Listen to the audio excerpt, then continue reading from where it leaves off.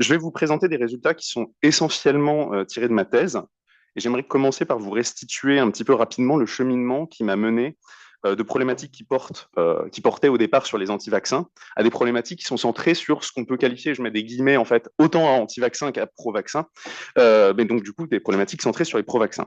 Donc j'ai commencé par travailler sur la figure de l'anti-vaccin au moment où cette dernière était en train de devenir une référence de plus en plus incontournable et où on avait de nombreuses productions culturelles qui en avaient fait une figure repoussoire. Là, par exemple, je vous ai mis quelques exemples tirés de séries, de BD, de spectacles. Mais finalement, c'est surtout dans les médias que ce terme s'impose au cours de la dernière décennie. Et les graphes de cette slide donnent en effet une idée de l'évolution des occurrences d'anti-vaccins dans la presse française. On voit que bien avant le Covid, la thématique de l'anti-vaccin était très présente. Et donc, avec plusieurs collègues, nous avons ainsi analysé les usages du mot anti-vaccin dans la presse ainsi que sur le web, et nous avons attiré l'attention sur plusieurs caractéristiques de ce qu'on a qualifié d'étiquette délégitimante. C'est qu'elle tend tout d'abord à renvoyer dos à dos des critiques qui ne sont pas nécessairement de même ordre, par exemple parce qu'elle porte sur un vaccin, sur des vaccins ou sur la vaccination en général.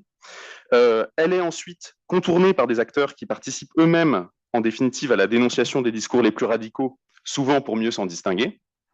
Et enfin, l'anti-vaccin n'est, dans de nombreux cas, pas uniquement condamné au nom des risques relatifs à la santé, il est aussi présenté comme un symbole de l'anti-science. Et cet ancrage permet à des professionnels de santé, de la politique et de la recherche d'étendre la portée de leur cause en la présentant comme relevant d'un combat plus général, finalement pour la science et contre l'obscurantisme, comme le suggère l'extrait qui est sur cette slide. Mais, c'est ce qui a un peu génère mon travail, ils ne sont pas seuls sur ce créneau, et plusieurs études relèvent la participation de groupes qui se positionnent sur un terrain citoyen. Se pose alors la question pour moi de leur identité, de leurs pratiques et de leurs effets.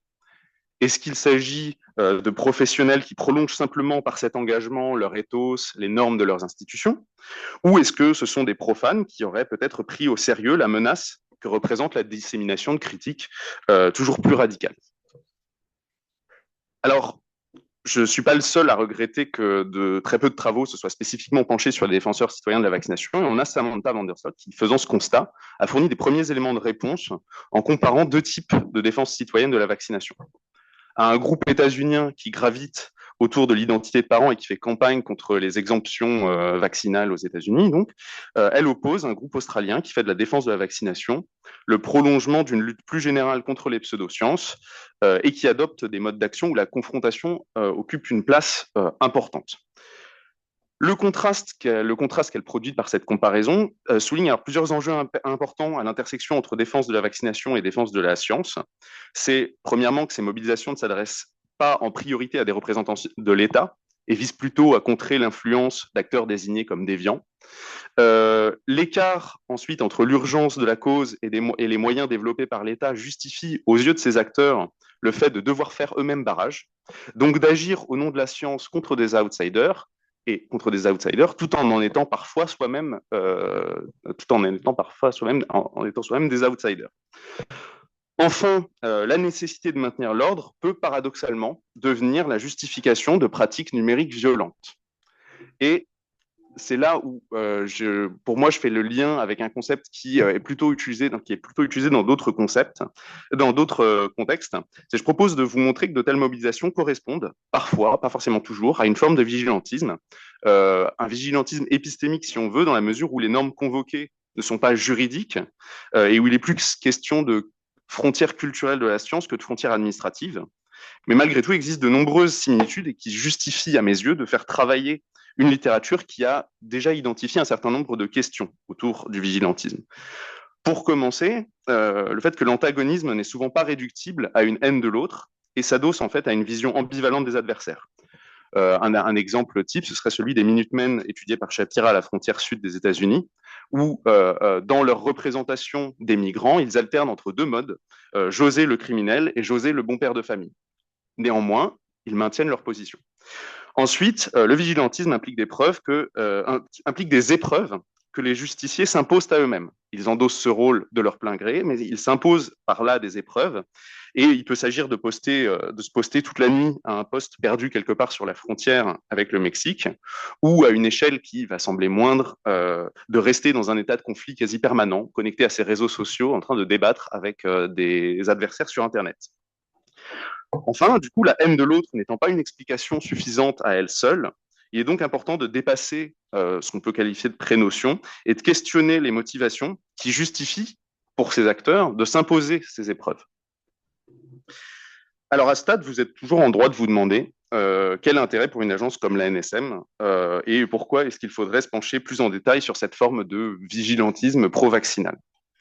Alors, une première raison réside dans les conflits juridictionnels qui émergent entre les justiciers autodésignés et les professions qui sont en situation d'exercer une autorité, les professions ou les institutions. Parce que même si des valeurs centrales peuvent être partagées, si on agit au nom de la science, l'entrée de citoyens ou de profanes sur un terrain qui fait normalement l'objet d'un monopole implique des négociations et parfois des tensions, on va le voir. En d'autres termes, répondre aux critiques implique de plus en plus d'alliés de circonstances vis-à-vis desquels il peut être nécessaire de se positionner. Et donc, il est important d'identifier ce qui relève de la ressource et éventuellement ce qui relève du problème. Ce d'autant plus que de nombreux travaux en santé publique et en psychologie montrent que toutes les façons de défendre la vaccination ne se valent pas et que certaines peuvent même s'avérer contre-productives. Donc, qui sont ces gens qui se posent des fois en premiers interlocuteurs des gens qui sont hésitants, inquiets sur le web. Et enfin, une partie des acteurs impliqués ne se limite pas au vaccin et on les retrouve en réalité sur de nombreux autres sujets. Ça peut être la maladie de Lyme, ça peut être le nucléaire, ça peut être l'homéopathie. Et les cadrages qui font de tous ces, qui font les éléments qui font de toutes ces controverses les éléments d'un même combat contre l'antiscience, lient les controverses entre elles et contribuent à en faire une lutte de valeurs, ce qui a des effets. Donc, pour la suite de cette présentation, je vais vous exposer deux types de résultats au sujet de la défense de la vaccination. Alors, je vais probablement chanter la partie sur Twitter parce que je crois qu'on n'est pas très en avance. On verra, vous me faites signe si à ce moment-là, on est un peu juste en temps. C'est une demi-heure? Bon, alors ça devrait aller. Donc, après avoir exposé rapidement les méthodes qui sous-tendent ces analyses, je vais vous parler d'engagements spécialisés, donc des engagements spécialisés et intenses à travers le cas d'une série de collectifs qui sont apparus sur Facebook en 2017, soit au moment de l'annonce de l'extension de l'obligation vaccinale, donc été 2017. Puis, j'aborderai des formes d'engagement moins spécialisées et plus diffuses à partir de données Twitter. Alors, côté méthode, pour Facebook, je m'appuie principalement sur des ethnographies en ligne, hors ligne, ethnographie hors ligne, ethnographie en ligne, et sur des entretiens avec les animateurs des principaux collectifs identifiés. En pratique, cela signifie que j'ai participé à plus d'une soixantaine d'événements. Dans la majorité des cas, il s'agit de rassemblements en comité restreint organisés par les acteurs de mon terrain, mais ça peut aller un peu dans tous les sens. Des événements organisés au Palais de la Découverte. J'ai été aussi à une table ronde organisée par Michel Rivasi autour du film Vaxxed, qui était le film d'Andrew Wakefield. Je ne sais plus si c'était dans les années, ça devait être dans 2018. Mais j'ai aussi également passé plusieurs années à observer le fonctionnement des collectifs en ligne. Et pour ça, je n'ai pas seulement consulté en définitive les contenus proposés par les groupes et les pages concernées, je les ai aussi resitués dans un environnement numérique plus large, au sein desquels circulent la plupart des modérateurs. Un des enjeux, c'est en particulier de gagner accès à une partie des groupes qui sont réservés aux militants, aux acteurs les plus investis, ainsi qu'à de multiples groupes thématiques qui existaient à ce moment-là sur Facebook et qui finalement contribuaient à tisser du lien social entre défenseurs de la science. Et j'en profite pour insister sur le fait que l'accès à ces coulisses du spectacle s'est avéré indispensable aussi pour comprendre les logiques et les liens qui unissent des contenus web qui pourraient autrement sembler totalement indépendants les uns des autres. Croisés aux entretiens semi-dirigés qui donnent de la profondeur aux identités et aux trajectoires des défenseurs de la vaccination, ces différentes sources de données permettent d'ouvrir, et c'est une contribution des sciences sociales forte à mon sens, d'ouvrir ce qui constituerait autrement des boîtes noires et de connecter des domaines de la vie sociale qui pourraient autrement sembler relativement déconnectés. Et donc, sur un versant plus quantitatif, cette fois, je m'appuie sur des bases de données collectées de 2016 à 2019. Enfin, ça peut sembler vieux, mais justement, ce qui est intéressant, c'est qu'est-ce qui se passe avant le Covid. Il se passe des choses avant le Covid et elles sont déterminantes si on veut comprendre la balistique des controverses, pour reprendre les termes de mes amis, et constituée donc une base de données collectée de 2016 à 2019 est constituée de l'ensemble des tweets comprenant des mots-clés associés à la vaccination.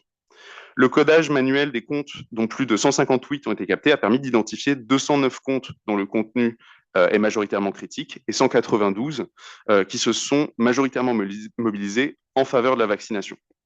Et donc, pour vous donner une idée en termes de chiffres, ce second groupe totalise un peu plus de 56 000 tweets au sujet de la vaccination. Et du coup, on a appliqué différents types de traitements. D'abord, une seconde étape de codage visant à situer les comptes au sein de grandes catégories professionnelles. Ensuite, on a constitué un réseau à partir des retweets entre les différents comptes. Et pour finir, on a fait quelques calculs. On a calculé quelques variables élémentaires qui étaient à partir des textes destinés à qualifier le traitement réservé dans ces textes aux questions vaccinales. Donc, je commence par les groupes Facebook créés en 2017. Sur cette slide, vous voyez, je les ai anonymisés. Vous voyez les chiffres, en gros, en termes d'audience, les dates de création de différentes structures. Alors, je dis groupe, non, j'ai dit collectif, mais en fait, il s'agit de groupes Facebook et de pages. C'est des entités différentes. Les pages étant publiques, c'est des endroits où on diffuse du contenu publiquement. Et les groupes, là, vous voyez, les deux groupes sont des groupes fermés, c'est-à-dire c'est des endroits où il faut demander à devenir membre du groupe pour pouvoir consulter les contenus. En termes d'audience, on a des groupes, si on reste sur les groupes fermés, on a des groupes qui sont très différents. On en a un qui est malgré tout assez important, avec près de 4000 utilisateurs, et qui, en définitive, fonctionne comme un groupe plutôt affinitaire, où en fait on ne retrouve que des gens qui sont d'accord entre eux et qui se regroupent pour se moquer des critiques ou se tenir au courant de l'avancée des débats. Et par opposition, finalement, on voit un deuxième groupe qui est beaucoup plus large.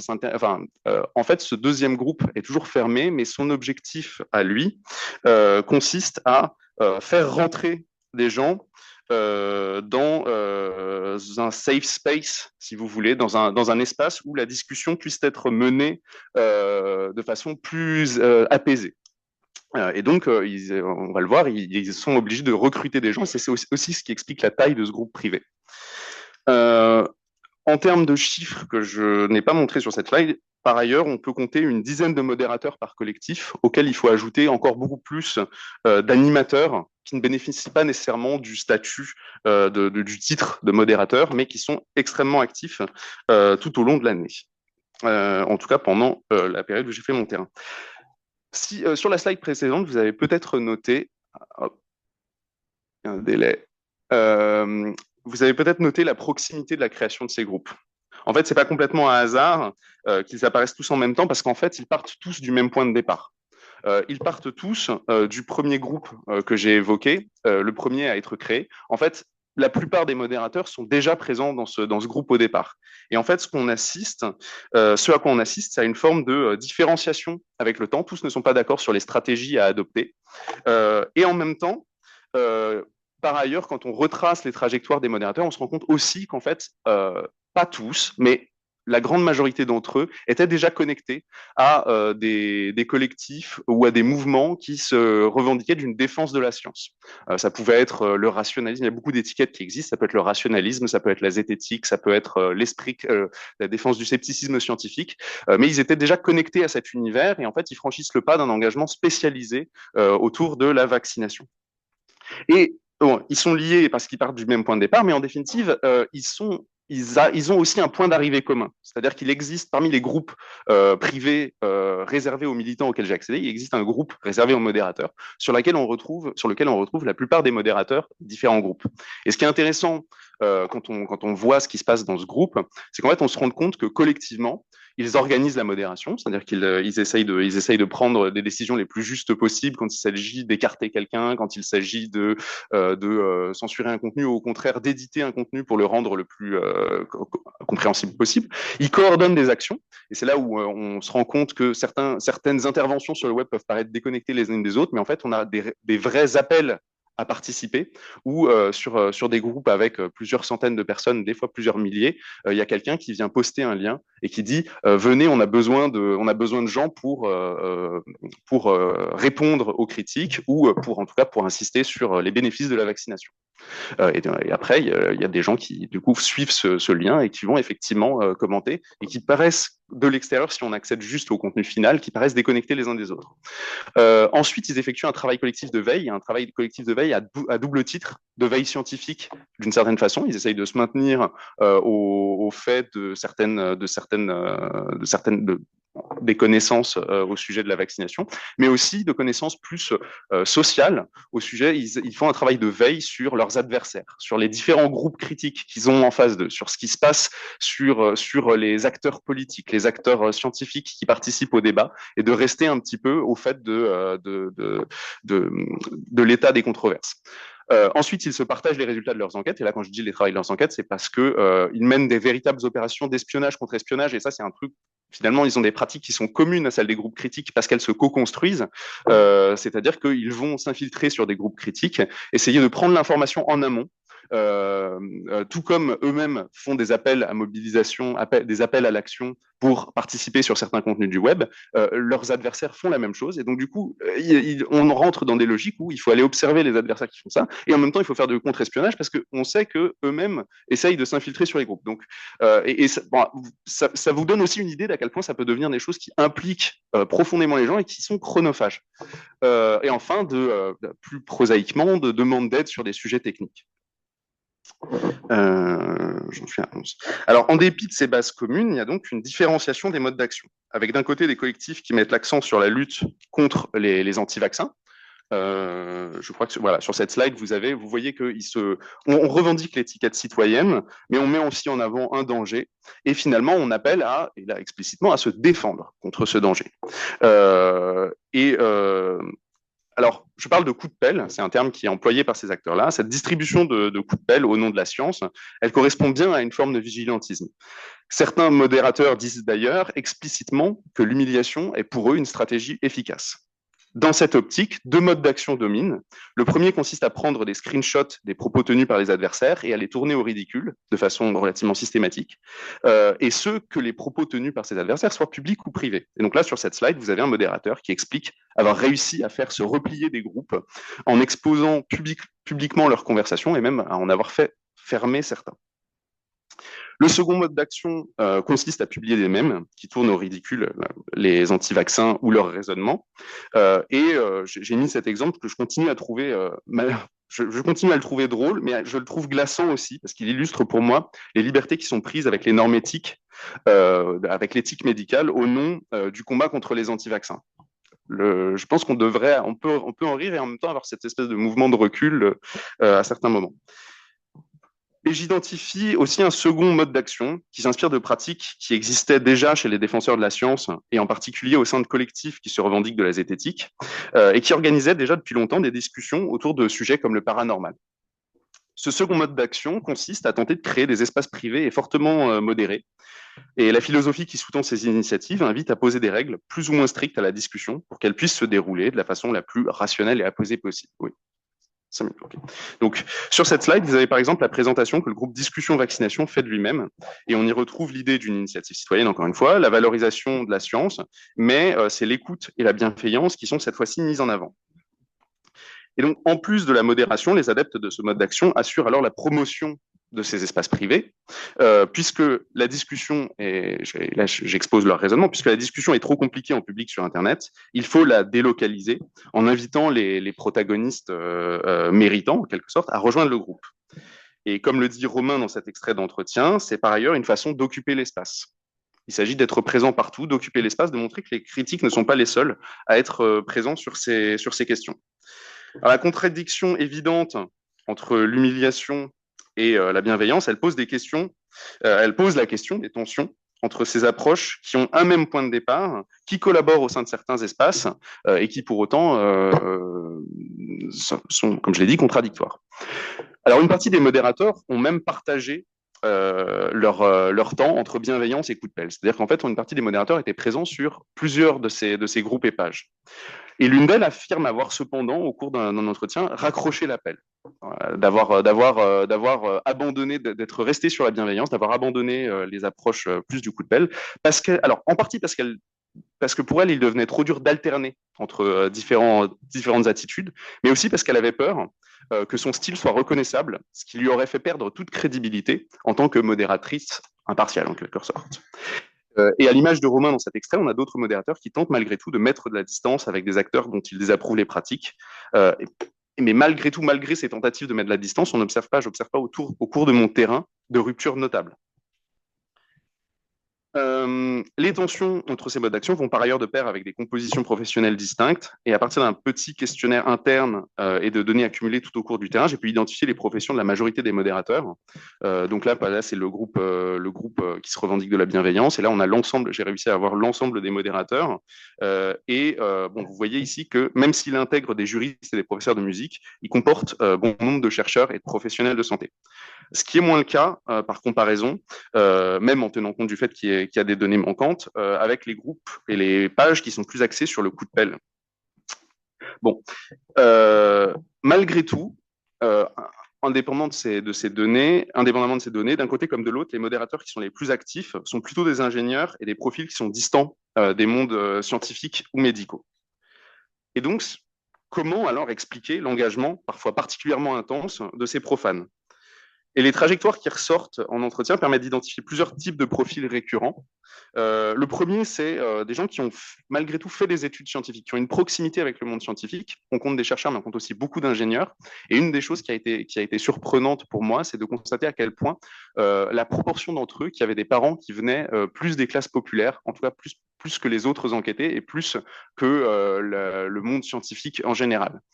Et donc, de ce point de vue-là, les études scientifiques pour eux étaient synonymes d'une forme d'ascension sociale. Et en valorisant la science, ils valorisent la rupture avec des fois un milieu d'origine, une rupture qui est un peu c'est pas une rupture complète parce qu'en même temps il y a toujours la volonté de dire genre bon maintenant il faut faire de la vulgarisation et il faut s'adresser aux gens, il faut les convaincre que la science c'est bien. On a ensuite des ruptures biographiques. Là, je parle de déconversion. Ça peut être des déconversions aussi bien religieuses. On a vraiment des gens qui, finalement, se retrouvent investis dans ces espaces à partir d'une déconversion religieuse ou des déconversions avec des médecines alternatives. Et je veux, par exemple, donner l'exemple de Marie, une des modératrices, qui avait une pratique professionnelle et faisait des stages de formation pour les médecines alternatives, se destinait à devenir thérapeute alternatif. Et à un moment, à une espèce enfin, rentre en rupture avec son parcours, avec ce parcours professionnel auquel elle se destinait, se coupe d'une certaine façon du réseau des amis, des connaissances professionnelles, des collègues, et doit aussi remplacer la boîte à outils théorique, la boîte à outils qui lui permettait de voir le monde en peu de temps. Et de ce point de vue-là, la défense de la science et les espaces qui étaient organisés autour de ça constituaient une ressource pour se constituer un nouveau réseau et à la fois se constituer des nouvelles lunettes pour regarder le monde. Et enfin, du coup, je ne vais pas avoir trop le temps, mais il s'agit aussi des fois, dans certains cas, d'une transition professionnelle. C'est plus rare, mais ça touche des profils qui sont particulièrement investis sur les réseaux sociaux. Voilà. Donc normalement là, donc comme prévu, effectivement, Twitter, ça va être un petit peu difficile de l'aborder. C'était la version plus quanti, du coup, on va rester sur quelque chose de très paillasse sciences sociales, le terrain. Et voilà, donc, pour conclure, que je me trompe pas dans ce que je voulais dire. Mais pour conclure, j'espère que mon travail aura attiré votre attention sur les enjeux d'une défense de la vaccination qui est éloignée des institutions scientifiques et médicales. Et vous avoir montré qu'on a des acteurs qui se sont construits une expertise, en définitive, autour de la médiation sur les réseaux sociaux, qui ont une connaissance des forces en présence et des pratiques numériques, mais qui sont amenés à collaborer en dépit de répertoires contradictoires et qui participent à ramener les débats sur le terrain de la science. Ça peut sembler une bonne chose de ramener les débats sur le terrain de la science, mais la façon dont ce déplacement est opéré pose question. Le fait de monter en généralité en plaçant la discussion au niveau des valeurs, contribue par exemple à mettre en équivalence différentes controverses sociotechniques. Et ces dernières peuvent être présentées comme les cibles d'une montée de l'obscurantisme. La question étant alors de savoir comment est construite cette liste de victimes. Quelles controverses subissent un mauvais traitement, lesquelles sont traitées plutôt justement. Et finalement, cet arbitrage, il est réalisé des fois, du coup, par des acteurs citoyens au nom de leurs propres intérêts, contraintes, valeurs. Enfin, il y a un enjeu que j'ai pas pu aborder et que j'aurais pas le temps d'aborder, qui est celui de leur captation. Et on a plein de cas de figure qui se produisent sur le terrain. Par exemple, NoFakeMed, au départ, le collectif NoFakeMed, qui est beaucoup plus médical et qui se construit en opposition à l'homéopathie, est une partie de ses membres a une attitude bienveillante, une autre a une attitude assez méprisante vis-à-vis de ces défenseurs citoyens de la science, qui font à leurs yeux un petit peu n'importe quoi. À ma plus grande surprise, on a eu aussi le cas d'une modératrice qui a été recrutée, en définitive, par un cabinet de conseil dans le domaine de la santé. Et après avoir ironisé pendant des années sur les conflits d'intérêts dont elle était accusée, elle annonce la nouvelle à ses collègues en écrivant « Enfin payé par Big Pharma ».